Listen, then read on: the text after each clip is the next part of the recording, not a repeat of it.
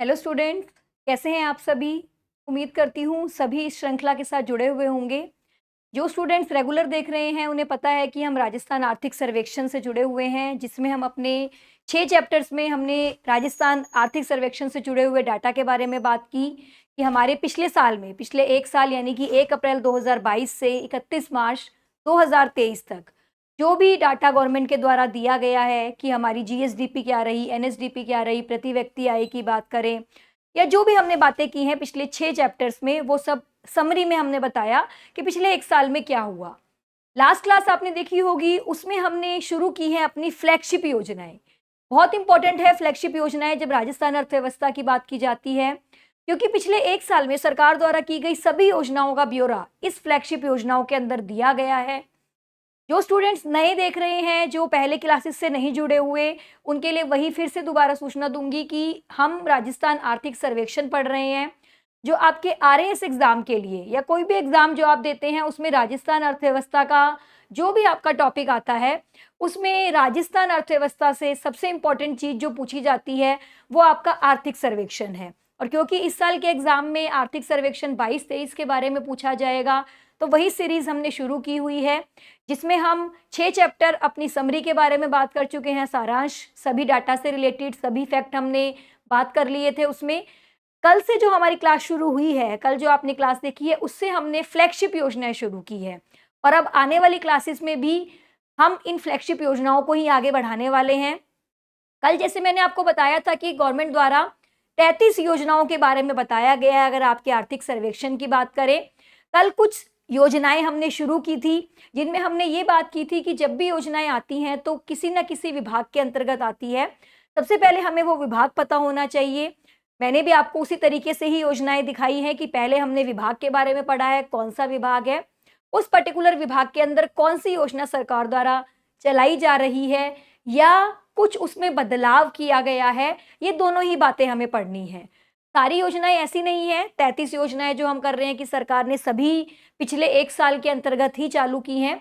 बहुत सारी योजनाएं पहले से भी चल रही है, जो हम साथ-साथ योजनाओं के पढ़ते रहते हैं कि उनकी प्रारंभ तिथि क्या है, कब तक उनका कार्यकाल है या कौन सी योजनाओं को सरकार ने आगे बढ़ाने की बात की है, किसमें क्या बदलाव किया है और आगे की सारी बातें। तो चलिए फ्लैगशिप योजनाओं को आगे बढ़ाते हैं। देखिए, ये 9 नंबर योजना है। वही बात है फिर से कि जो नए क्लास में जुड़े हैं उनके लिए होगा कि एकदम से 9 योजना कहाँ से आ गई, जब हम 33 योजनाओं की बात कर रहे हैं। तो हमारी फ्लैगशिप योजना की एक क्लास हो चुकी है इससे पहले वाली क्लास, जिसमें हमने 8 योजनाओं के बारे में बात कर ली है। 8वीं योजना जो आपकी थी, इंदिरा रसोई योजना, जो हमने कल की क्लास में बात की थी, वो आपके स्वायत्त शासन विभाग से जुड़ी हुई है। उसी स्वायत्त शासन विभाग के अंतर्गत जो आपकी अगली योजना है, और हमारी 33 योजनाओं में जो 9th योजना आती है, वो है आपकी इंदिरा गांधी शहरी क्रेडिट कार्ड योजना। इंदिरा गांधी शहरी क्रेडिट कार्ड योजना, पिछली वाली इंदिरा रसोई योजना थी, जिसमें हमने ये बात की थी कि सरकार द्वारा और कितनी रसोइयां आगे खोलने की बात की जा रही है, जिसमें 8 रुपए के हिसाब से इंदिरा रसोई के अंतर्गत खाना दिया जाता है, और वो सारी बातें हम कर चुके हैं। आज जो हम पढ़ने वाले हैं, इंदिरा गांधी शहरी क्रेडिट कार्ड योजना। देखिए, इसका प्रारंभ किया गया है 2021 में। वही बात मैं क्लास से पहले ही बोली थी मैंने, सारी योजनाएं ऐसे नहीं है कि आपको इस पर्टिकुलर ईयर में ही मिलेगी, लेकिन कुछ योजनाओं का शुभारंभ कब से किया गया, कब से उनको प्रारंभ किया गया सरकार द्वारा, वो भी पढ़ना जरूरी है, जो मैं आपको स्लाइड के माध्यम से दिखा रही हूँ। इसका शुभारंभ किया गया था 2021 में। क्या इसका उद्देश्य था? देखिए, शहरी क्षेत्र के 5 लाख स्ट्रीट वेंडर्स को 50,000 तक का ब्याज मुक्त ऋण देना। देखिए, 2021 में योजना आई थी। हमें पता है उस टाइम देश में एक बहुत बड़ी बीमारी से हम लोग लड़कर हटे थे, कोरोना वायरस की बात कर रही हूँ। उस टाइम पर गवर्नमेंट ने ये पाया था कि सबसे ज़्यादा नुकसान जिन लोगों को हुआ था वो थे आपके स्ट्रीट वेंडर्स, क्योंकि उन लोगों को, आपको पता है उस टाइम किसी को भी परमिशन नहीं थी कि बाहर जाकर अपनी स्ट्रीट पर वो अपनी रेडी लगा सके या बेच सके अपनी चीज़ों को। तो ये गवर्नमेंट ने पाया कि उन लोगों को बहुत ज़्यादा नुकसान हुआ। उसी वजह से गवर्नमेंट अपनी ये योजना लेकर आई, क्रेडिट कार्ड योजना, जिसमें अब क्रेडिट कार्ड का मतलब देखिए, यहाँ पर ये नहीं है कि उन्हें क्रेडिट कार्ड प्रोवाइड किया जा रहा है, उन्हें एक 50,000 का सरकार ब्याज मुक्त ऋण दे रही है। इसका मतलब है 50,000 रुपए तक का जो उन्हें लोन दिया जाएगा उस पर ब्याज नहीं लगेगा, और वो उन्हें फिर वापस करना होता है। और ऐसा करने की जो योजना है सरकार की, वो कितने लोगों के लिए आई है? 5 लाख स्ट्रीट वेंडर्स के लिए। तो आपको जो मेन चीजें इसमें ध्यान रखनी है वो रिपीट करती हूँ।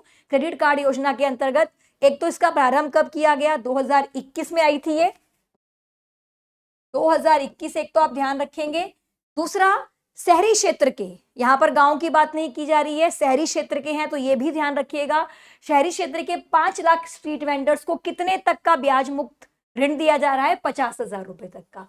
ठीक है, मोटी मोटी 3 बातें हैं जो ध्यान रखनी है। 2021 में स्टार्ट किया गया, 5 लाख स्ट्रीट वेंडर्स को दिया गया और 50,000 तक का ब्याज मुक्त ऋण दिया जा रहा है। तो ये थी आपकी 9th योजना। स्वायत्त शासन विभाग के अंतर्गत हमारी दूसरी योजना है, जिसमें पहली योजना हमने पढ़ी इंदिरा रसोई योजना, लास्ट क्लास में किया था उसके बारे में। आज जो अपनी पहली योजना है वो आपकी इंदिरा गांधी शहरी क्रेडिट कार्ड योजना, जो स्वायत्त शासन विभाग के अंतर्गत ही आती है। अब देखिए, हम अगले विभाग के बारे में बात कर रहे हैं, वो है आपकी स्कूली शिक्षा। ये आपका नेक्स्ट विभाग है जिसके बारे में बात कर रही हूँ, स्कूली शिक्षा। इस विभाग के अंतर्गत जो हमारी पहली योजना है वो है महात्मा गांधी अंग्रेजी माध्यम विद्यालय। महात्मा गांधी अंग्रेजी माध्यम विद्यालय, इसको स्टार्ट जब किया गया तो ये आपकी स्टार्ट हुई है 2019-20 से। सेशन जो आपका 19-20 का सेशन था, उस टाइम पर इस योजना को लाया गया था, महात्मा गांधी अंग्रेजी माध्यम विद्यालय। जैसा कि नाम से पता चल रहा है, इसका उद्देश्य पर्टिकुलर ये था कि जो भी आपके गांव में है, जिस जगह पर भी अंग्रेजी माध्यम विद्यालय नहीं है, वहां पर उन विद्यालयों को लेकर आना। और उसी योजना के साथ सरकार ने इसके लिए क्या उद्देश्य रखा है कि 1 से 12वीं तक के, कक्षा 1 से 12वीं, फर्स्ट से लेकर 12th तक के जो भी आपके राजकीय विद्यालय, गवर्नमेंट स्कूल्स हैं, हमें पता है वहां पर मेजर प्रॉब्लम जो स्टूडेंट्स को देखने को मिलती है वो इंग्लिश की होती है, कि इंग्लिश मीडियम नहीं देखने को मिलता, अंग्रेजी माध्यम नहीं होता है, हिंदी में सारी स्टडी कराई जाती है। इसी चीज को ध्यान में रखते हुए सरकार ये योजना लेकर आई कि 1 से 12वीं तक के जो राजकीय विद्यालय होंगे उनको महात्मा गांधी की 150वीं जयंती के अवसर पर, अब कहीं ना कहीं आपको समझ में आ गया होगा कि कब इस योजना को लाया गया था, 19-20 में कह रही हूं, महात्मा गांधी की 150वीं जयंती पर इस योजना को शुरू किया गया। उद्देश्य क्या, राजकीय विद्यालयों को अंग्रेजी माध्यम में परिवर्तित करना। जो ऑलरेडी राजकीय विद्यालय चल रहे हैं, ऑलरेडी गवर्नमेंट स्कूल्स चल रहे हैं, उनमें अंग्रेजी को इंट्रोड्यूस करना, उन स्कूल्स को अंग्रेजी माध्यम में परिवर्तित करना। इस उद्देश्य के साथ सरकार महात्मा गांधी अंग्रेजी माध्यम विद्यालय को लेकर आई थी। कब लेकर आई थी, महात्मा गांधी की 150वीं जयंती के अवसर पर, यानी कि हमारा सेशन 19-20। ये कुछ बातें हैं। अब अगर बात करें इस वक्त की, वर्तमान में अगर बात करें, कितने महाविद्यालय ऐसे हैं, कितने विद्यालय ऐसे हैं जो अंग्रेजी माध्यम के हिसाब से संचालित हो रहे हैं या चल रहे हैं, उनकी संख्या थोड़ी सी आपको ध्यान रखनी है, 1639। ये 1639 क्या है, ये ऐसे विद्यालय हैं जो अंग्रेजी माध्यम में चल रहे हैं सरकार के द्वारा। इनकी संख्या इस पर्टिकुलर आर्थिक सर्वेक्षण में 1639 दी गई है। तो क्लास देखिए, हमने पहली स्लाइड में 2 योजनाओं के बारे में बात की है। पहली योजना आपका जो स्वायत्त शासन पिछली क्लास में चल रहा था विभाग, जिसमें इंदिरा रसोई योजना पड़ी थी, उसी का ही दूसरा पार्ट है, जिसमें हमने क्या बात की कि ये 2021 से लाया गया, जिसका उद्देश्य जो हमारी शहरी क्षेत्र में जो स्ट्रीट वेंडर्स होते हैं उनको ब्याज मुक्त ऋण उपलब्ध करवाना। कितने लोगों के लिए लाई गई थी योजना, 5 लाख स्ट्रीट वेंडर्स को, और कितने अमाउंट तक का लोन दिया जाता है उसमें ऋण, 50,000 रुपए तक का। तो ये बात आपको ध्यान रखनी है। अब हमने जो विभाग शुरू किया हुआ है, स्कूली शिक्षा वाला विभाग है, जिसमें हमने पहली योजना पढ़ी है महात्मा गांधी अंग्रेजी माध्यम विद्यालय। इसको सेशन 19-20 से लाया गया था। रीजन, उद्देश्य कि जो हमारे राजकीय विद्यालय चल रहे हैं उनको अंग्रेजी माध्यम में कन्वर्ट करना है, उनमें भी अंग्रेजी को इंट्रोड्यूस करवाना है। इसमें अगर बात की जाए कितने आप सरकार द्वारा कितने महाविद्यालयों को इस अंग्रेजी माध्यम में कन्वर्ट किया गया, अगर बात की जाए इस डाटा की, तो ये डाटा आपके सामने है 1639। ये कुछ बातें इस स्लाइड से जुड़ी हुई जो आपको ध्यान रखनी है। आगे बढ़ते हैं अपनी योजना पर। देखिए, अगली योजना हमारी है मुख्यमंत्री बाल गोपाल योजना। विभाग फिर से कहूंगी, स्कूली शिक्षा वाला विभाग ही चल रहा है, 10 योजनाएं कर चुके हैं। 11वीं योजना, या फिर मैं कहूं स्कूली शिक्षा के अंतर्गत जो आपकी दूसरी योजना सरकार द्वारा बताई गई है, मुख्यमंत्री बाल गोपाल योजना। बहुत इंपॉर्टेंट योजना है, इसके बारे में कुछ ना कुछ अपडेट सरकार द्वारा आता रहता है। तो आप करंट के पॉइंट ऑफ व्यू से इसको पढ़ें या सिर्फ योजना के उद्देश्य से भी देखेंगे, दोनों ही तरीके से ये इंपॉर्टेंट हो जाती है। चलिए बात करते हैं इसके बारे में। देखिए, इसको प्रारंभ किया गया है 29 नवंबर 2022। 29 नवंबर 2022 से शुरुआत की गई है। उद्देश्य क्या है? मिड डे मील योजना के तहत, देखिए ऐसा नहीं है, कुछ योजनाओं में परिवर्तन होता है, कुछ योजनाओं के सिर्फ नाम बदल दिए जाते हैं। आपको पता ही होगा कि हमारे यहाँ पर पहले से ही मिड डे मील योजना चल रही थी, जिसमें बच्चों को स्कूल में मिड डे मील यानी कि उनके आने के बाद लंच टाइम पे उन्हें मील दिया जा रहा था। इस योजना के अंतर्गत ही सरकार द्वारा ये बाल गोपाल योजना लाई गई है।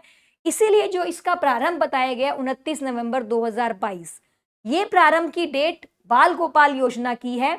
अदरवाइज मिड डे मील योजना ऑलरेडी पहले से चल रही थी, जिसमें ही इस चीज को इंट्रोड्यूस कराया गया है। तो ये आप ध्यान रखिएगा बात कि मिड डे मील योजना के तहत राजकीय विद्यालयों में, मदरसों में या जो भी आपके प्रशिक्षण केंद्र होते हैं जहां पर बच्चों को सिखाया जाता है, ऐसे केंद्रों के विद्यार्थियों को सप्ताह में 2 दिन की बात की जा रही है। और ये किस योजना की बात कर रही हूं मैं?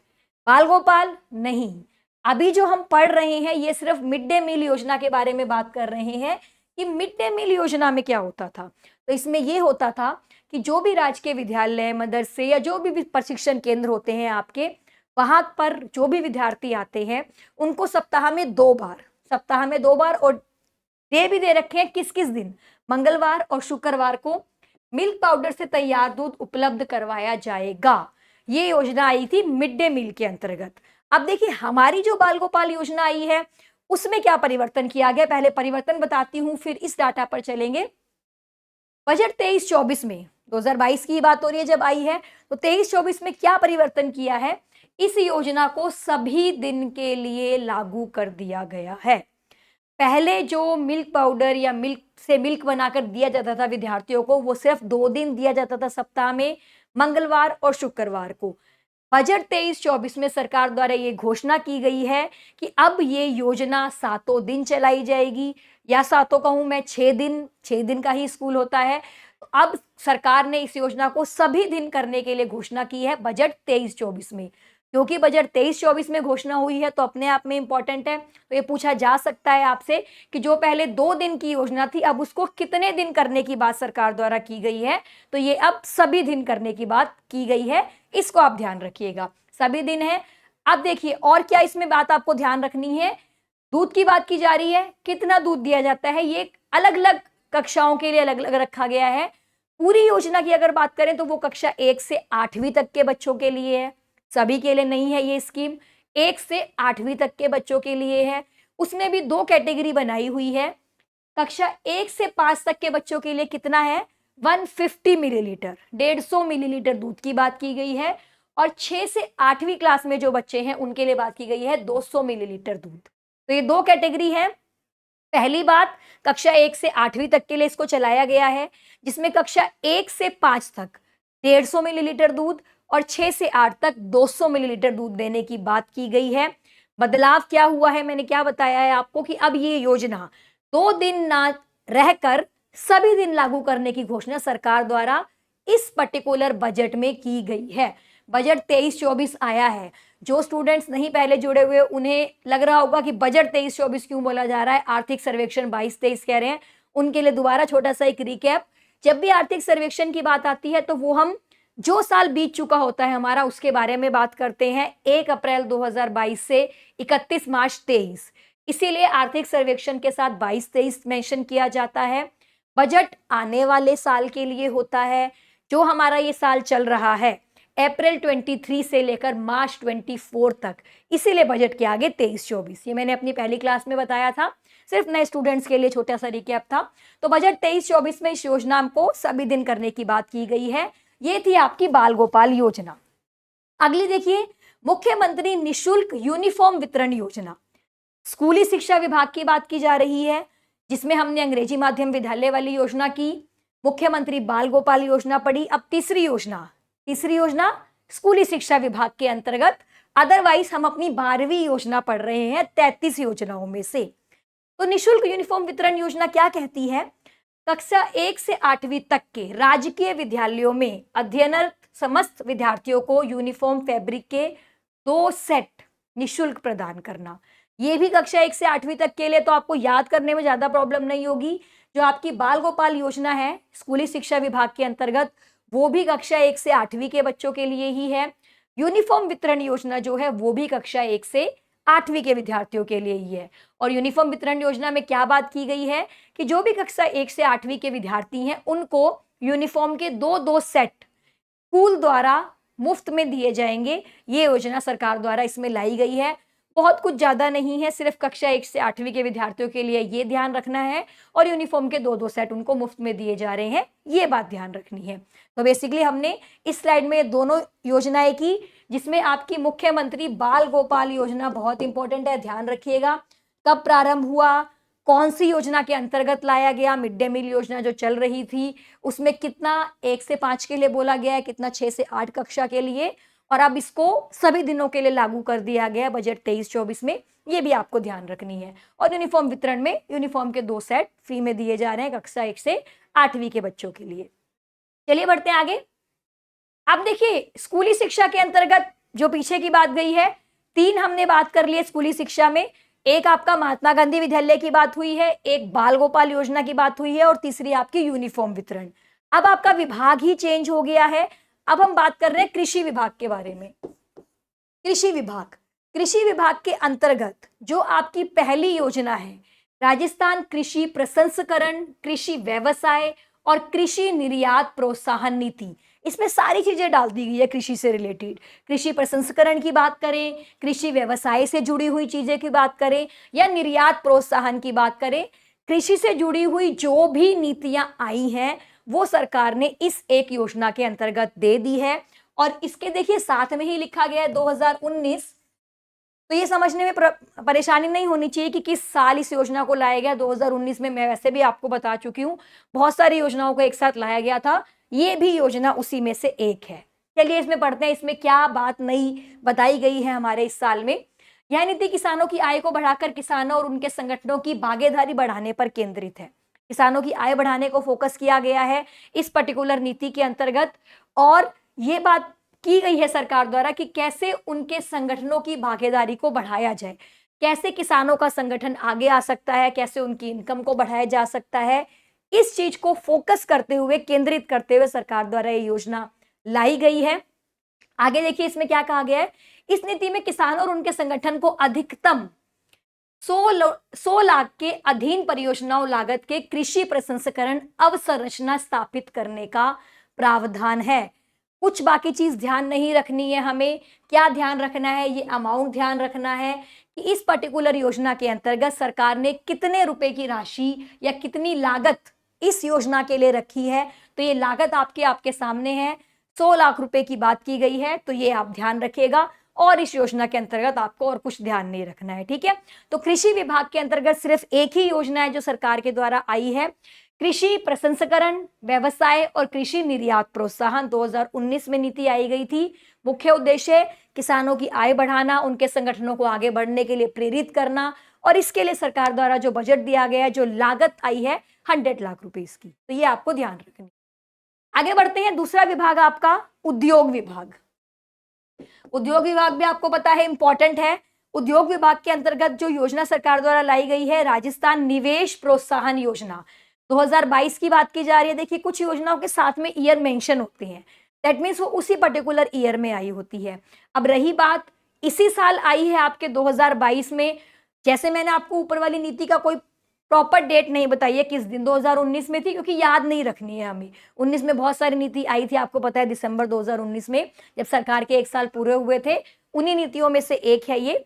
हम बात यहाँ पर कर रहे हैं अब जो उद्योग में नीति आई है, निवेश प्रोत्साहन योजना 2022 में ही आई है।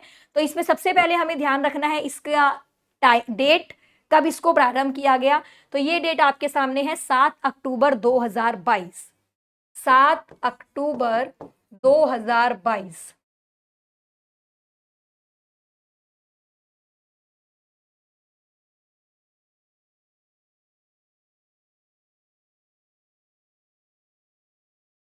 सात अक्टूबर 2022 को इस योजना को लाया गया। मुख्य उद्देश्य 15% की वार्षिक वृद्धि के साथ विनिर्माण और सेवा क्षेत्रों का विकास करना।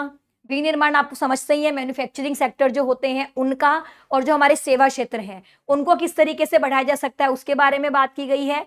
संतुलित और समावेशी क्षेत्रीय विकास, और वर्ष 2027 तक 10 लाख लोगों के लिए रोजगार के अवसरों का सृजन करना। तो उद्देश्य ही ध्यान रखने हैं, उद्देश्य में जो डाटा दिया गया है वो ध्यान रखना है। क्या क्या बातें हैं? पहली बात, कब आई ये नीति, इसकी डेट ध्यान रखनी है। 7 अक्टूबर 2022 को ये नीति आई है, निवेश प्रोत्साहन योजना। बात क्या की जा रही है? निवेश को प्रोत्साहन करना है। कैसे हम अपने मैन्युफैक्चरिंग सेक्टर में, सेवा सेक्टर में, देखिए कृषि की बात कृषि में की जा चुकी है कि कैसे उनकी आय को बढ़ाया जाएगा। उसके बाद के जो आपके सेक्टर आते हैं वो बिजनेस सेक्टर आता है, सेवा क्षेत्र आता है, उसको कैसे बढ़ाया जा सकता है उसके बारे में बात करनी थी। तो उसके लिए सरकार ने अलग से योजना बना दी जो 7 अक्टूबर 2022 को आई, ताकि हम अपने विनिर्माण क्षेत्र को, सेवा क्षेत्र को बढ़ा सकें, जिसके लिए बात की गई है 15% की वार्षिक वृद्धि दर। ये सरकार ने रखी है कि इतनी वृद्धि दर हमें करनी है, 15% की वार्षिक वृद्धि दर की योजना बनाई गई है। उसके साथ साथ संतुलित और समावेशी विकास होना चाहिए। देखिए विकास जरूरी है, हर एक अर्थव्यवस्था के लिए जरूरी है। संतुलित समावेशी जब आ जाता है तो इसमें हम बात करते हैं विकास बैलेंस्ड लेवल पर चलना चाहिए, और हर एक सेक्टर को इंक्लूड करते हुए। ऐसा नहीं है कि हम बिजनेस की बात करें, कोई एक सेक्टर बहुत ज्यादा ग्रो करता जा रहा है, दूसरा बिल्कुल डाउन जाता जा रहा है। सरकार की ये कोशिश होती है, जब हम क्षेत्रीय विकास की बात कर रहे हैं तो उस क्षेत्रीय विकास में सभी इंडस्ट्रीज को, सभी सेक्टर को इंक्लूड करके चलना है। उसी को कहा जाता है संतुलित और समावेशी विकास। उसके साथ क्या बात की गई है? 2027 तक, 2022 में योजना आई है तो 5 साल के लिए गवर्नमेंट ने अपना एक फिगर दिया है, एक प्लानिंग दी है कि 2027 तक सरकार ये कोशिश कर रही है कि 10 लाख लोगों को रोजगार प्रदान करेंगी। तो क्या क्या मुख्य बातें हैं निवेश प्रोत्साहन योजना की? आपकी 7 अक्टूबर 2022 को लाई गई, 15% की वार्षिक वृद्धि दर की योजना रखी है सरकार ने, और संतुलित विकास की बात की गई है। इसके साथ साथ 2027 तक आने वाले 5 सालों के अंतर्गत सरकार 10 लाख लोगों को रोजगार प्रदान करेंगी। ये सरकार की योजना है जो निवेश प्रोत्साहन योजना के अंतर्गत लाई गई है, जिसका विभाग आप ध्यान रखिएगा उद्योग विभाग के अंतर्गत है। चलिए बढ़ते हैं आगे। देखिए अगली, उद्योगों के अंदर भी वो एक नीति थी, कृषि के अंतर्गत भी एक नीति की बात की गई है। अब आपका विभाग आ गया एमएसएमई विभाग, माइक्रो स्मॉल मीडियम एंटरप्राइजेस, सूक्ष्म लघु और मध्यम उद्योग, ये विभाग का नाम है। एमएसएमई बहुत कॉमन है, बहुत सारे स्टूडेंट्स ने पढ़ा हुआ होगा, जिनके लिए नहीं। MSME means micro small medium enterprises, सूक्ष्म लघु और मध्यम उद्योग जो होते हैं उनके लिए सरकार ने योजना लाई है। क्या है? मुख्यमंत्री लघु उद्योग प्रोत्साहन योजना, MLUPY इसकी शॉर्ट फॉर्म लिखी गई है, मुख्यमंत्री लघु उद्योग प्रोत्साहन योजना, जिसमें सरकार अलग अलग तरीके के ऋण की बात की गई है। क्या है वो? यही चीज आपको ध्यान रखनी है जो इसमें यहां पर बताई गई है। क्या है वो? 25 लाख तक के ऋण अगर दिए जाएंगे, 25 लाख तक के ऋण, तो उन पर 8% ब्याज पर अनुदान, अनुदान समझते हैं ना, ग्रांट्स देना सरकार द्वारा, रिलैक्सेशन देना, कंसेशन देना। तो सरकार ने 25 लाख तक के ऋण पर तो 8% ब्याज का अनुदान दिया है। 25 लाख से जो 5 करोड़ तक के, दूसरी लिमिट 25 लाख को क्रॉस कर दिया, 5 करोड़ से कम है आपका अगर ऋण, तो जो ब्याज पर अनुदान है वो 6% की रेट से होगा। इस पर 8% है 25 लाख तक, 25 से 5 करोड़ पर 6% है, और अगर 5 से 10 करोड़, 5 से ज्यादा लेते हो, 10 करोड़ तक लेते हो ऋण, उस पर 5% ब्याज पर अनुदान देने की बात की गई है। तो तीनों ही कैटेगरी आपको ध्यान रखनी है। 25 लाख तक के ऋण पर 8% की बात की गई है, 25 लाख से 5 करोड़ पर 6% की, 5 से 10 करोड़ पर आपकी 5% ब्याज पर अनुदान की बात की गई है। किसमें? लघु उद्योग प्रोत्साहन योजना के अंतर्गत। अब देखिए इसमें डाटा दिया गया है कि जो हमारा वित्तीय वर्ष गया है 22-23, उसमें भी दिसंबर 22 तक का डाटा है ये। इसके दौरान 6,566 उद्यमियों को 1200, ऑलमोस्ट 1200 है, 1200.47 है, इतना नहीं, हमें एग्जैक्ट फिगर ध्यान रखनी है, ऑलमोस्ट 1200 करोड़ की राशि का ऋण वितरित किया जा चुका है। तो हमारे दिसंबर 22 तक का जो डाटा हमारे सामने दिया गया है उसमें यह कहा गया है 6000 के अराउंड, 6500 मैं कहूंगी, 6500 उद्यमियों को ऋण दिया गया है और ऋण की राशि जो अंदाजन दी गई है 1200 करोड़ तक के ऋण की बात, ये तीनों ही कैटेगरी में मिला के है, किसी एक कैटेगरी को अलग से स्पेसिफाई नहीं किया हुआ। अलग अलग तो हमें सिर्फ उनकी परसेंटेज ही ध्यान रखनी है कि 25 लाख तक के 8% की बात की गई है ब्याज, 5 करोड़ का हो, 5 में का मतलब है 25 से 5 करोड़। मैं यहाँ पर आपको बता देती हूँ, ये 25 लाख से 5 करोड़ की बात की जा रही है और इसमें 10 करोड़ तक के ऋण, यानी कि 5 करोड़ से ज्यादा और 10 करोड़ से कम की बात अगर हो, और ये तो ऊपर आपके सिर्फ 25 लाख अप टू 25 लाख की बात की जा रही है। तो अगर 25 लाख तक के ऋण है 8%, 25 लाख से 5 करोड़ 6%, 5 से 10 के बीच में तो आपके 5% ब्याज पर अनुदान है।